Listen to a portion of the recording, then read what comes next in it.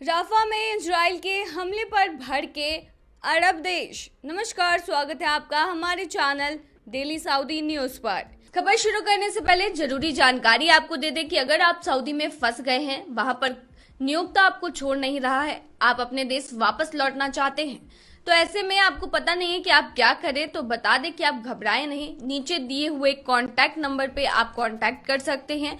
वहां से आपको जो जरूरी हेल्प है वो मिल जाएगी। कानूनी प्रक्रियाओं के तहत सारी कार्रवाई करके आपको महज 3 से 4 दिन के अंदर खरूज लगाकर वापस अपने देश सही सलामत पहुंचा दिया जाएगा। तो दिए गए नंबर पर आप संपर्क कर सकते हैं। देखिए, गाजा के दक्षिणी हिस्से में बसे रफा शहर में इजराइल रविवार से लगातार हमले कर रहा है, जिसमें कई विस्थापित फिलिस्तीनियों की जान चली गई है।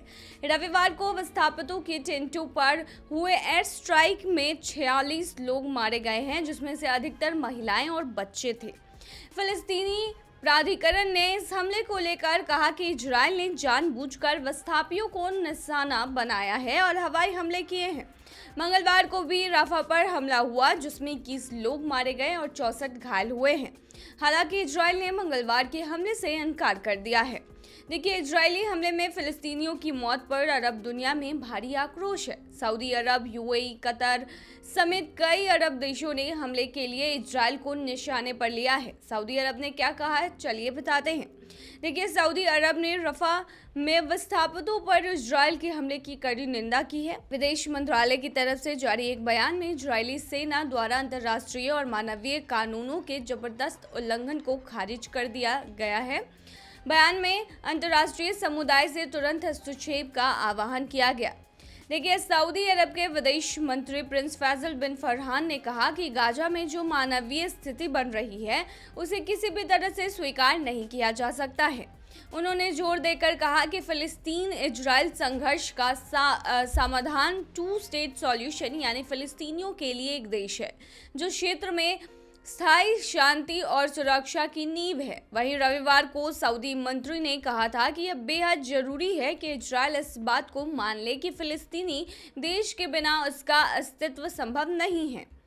वहीं यूएई ने क्या कहा इस मुद्दे पर, उसके बारे में बताएं तो अरब के एक और महत्वपूर्ण देश संयुक्त अरब अमीरात ने रफा में इजरायली हमले की निंदा की और कहा कि इजराइल रफा में रह रहे विस्थापितों को निशाना बना रहा है।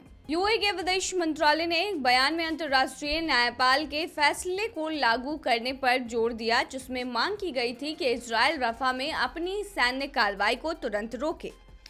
वहीं इस पर मिस्र ने भी अपना रिएक्शन दिया है और कड़े शब्दों में इजराइल की निंदा की है। वहीं जॉर्डन ने भी रफा में इजरायली हमले की कड़ी निंदा की है।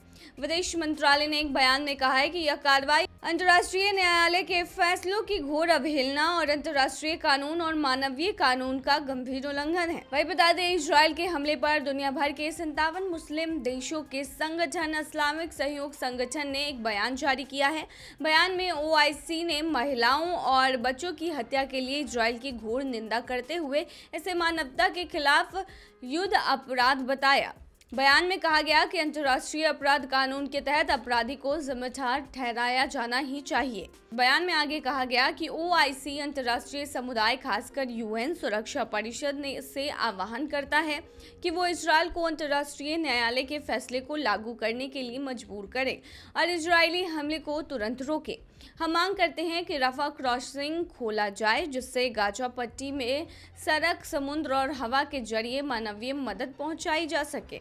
हम मांग करते हैं कि इजरायली हमले को रोका जाए, जो कि पिछले 7 अक्टूबर से जारी है, जिसमें 36 फिलिस्तीनी मारे गए और 81,000 से करीब जो है वो घायल हुए हैं। इसमें कहा गया है कि हम मांग करते हैं कि फिलिस्तीनी लोगों को अंतर्राष्ट्रीय सुरक्षा मिले।